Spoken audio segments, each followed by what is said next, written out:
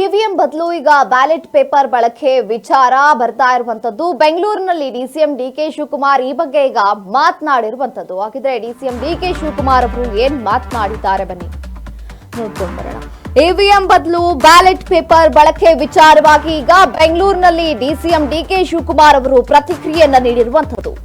BJP ಅಧಿಕಾರಿಗಳಲ್ಲಿದ್ದಾಗ ಅವರೇ ಕಾನೂನು ಮಾಡಿದ್ರು. ಬ್ಯಾಲೆಟ್ ಪೇಪರ್ ಚುನಾವಣೆಗೆ ಕಾನೂನು ಕೂಡ ಮಾಡಿದ್ರು.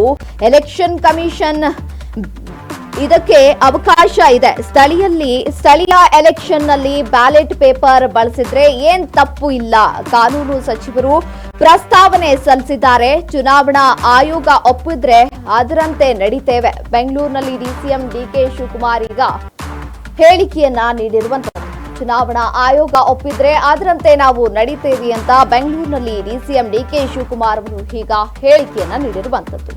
ಇವಿಎಂ ಬದಲು ಬ್ಯಾಲೆಟ್ ಪೇಪರ್ ಬಳಕೆ ವಿಚಾರವಾಗಿ ಈಗ ಬೆಂಗಳೂರಿನಲ್ಲಿ ಡಿಸಿಎಂ ಡಿಕೆ ಶಿವಕುಮಾರ್ ಅವರು ಪ್ರತಿಕ್ರಿಯೆಯನ್ನ ನೀಡಿರುವಂತದ್ದು. ಬಿಜೆಪಿ ಅಧಿಕಾರಿಗಳಲ್ಲಿ ಇದ್ದಾಗಲೇನೆ ಕಾನೂನು ಮಾಡಿದ್ರು. ಬ್ಯಾಲೆಟ್ ಪೇಪರ್ ಚುನಾವಣೆಗೆ ಕಾನೂನು ಮಾಡಿದ್ರು.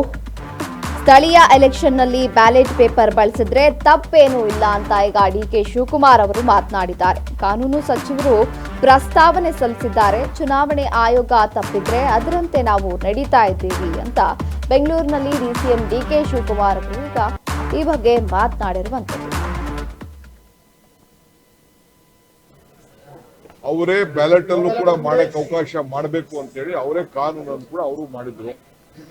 ಎಲೆಕ್ಷನ್ ಕಮಿಷನ್ ಅಲ್ಲೇ ಕೂಡ ಅವರ ಕಾನೂನಲ್ಲೇನೆ ಎಲೆಕ್ಷನ್ ಕಮಿಷನ್ ಬೈಲಾಲೆ ಬ್ಯಾಲೆಟ್ ಅಲ್ಲಿ ಮಾಡ್ಲಿಕ್ಕೆ ಎಲ್ಲಾ ತರದ ಅವಕಾಶ ಇದೆ. ಅವ್ರಿಗೆ ಬಿಟ್ಟಿದಂತ ವಿಚಾರ. ನಾನು ಮೊನ್ನೆ GBA ಆಕ್ಟ್ ಮಾಡ್ಬೇಕಾದ್ರೆ ಏನು ಹಿಂದೆ ಬಿಜೆಪಿ ಗವರ್ಮೆಂಟ್ ಮಾಡಿದ್ರು ಅದನ್ನೇ ನಾನು ವಾಪಸ್ ರಿಪ್ಲಿಕೇಟ್ ಮಾಡಿದ್ದೀನಿ. ಸೊ ಆದ್ರಿಂದ ಸ್ಥಳೀಯ ಸಂಸ್ಥೆಗಳಿಗೆ ಬ್ಯಾಲೆಟ್ ಅಲ್ಲಿ ಹೋಗೋದ್ರೂ ತಪ್ಪೇನಿಲ್ಲ. ಅದು ನಮ್ಮ ಲಾ ಮಿನಿಸ್ಟರ್ ಅವರು ಅದನ್ನ ಪ್ರಸ್ತಾವನೆಯನ್ನ ಸಲ್ಲಿಸಿದ್ದಾರೆ. So we are going, whatever the election commission feels fit, we'll go by it. BJP ಅಧಿಕಾರದಲ್ಲಿದ್ದಾಗ ಅವರೇ ಬ್ಯಾಲೆಟ್ ಅಲ್ಲೂ ಕೂಡ ಮಾಡಕ್ಕೆ ಅವಕಾಶ ಮಾಡಬೇಕು ಅಂತ ಹೇಳಿ ಅವರೇ ಕಾನೂನನ್ನು ಕೂಡ ಅವರು ಮಾಡಿದ್ರು. ಎಲೆಕ್ಷನ್ ಕಮಿಷನ್ ಅಲ್ಲೇ ಕೂಡ ಅವರ ಕಾನೂನಲ್ಲೇನೆ ಎಲೆಕ್ಷನ್ ಕಮಿಷನ್ ಬೈಲಾಲೆ ಬ್ಯಾಲೆಟ್ ಅಲ್ಲಿ ಮಾಡ್ಲಿಕ್ಕೆ ಎಲ್ಲಾ ತರದ ಅವಕಾಶ ಇದೆ.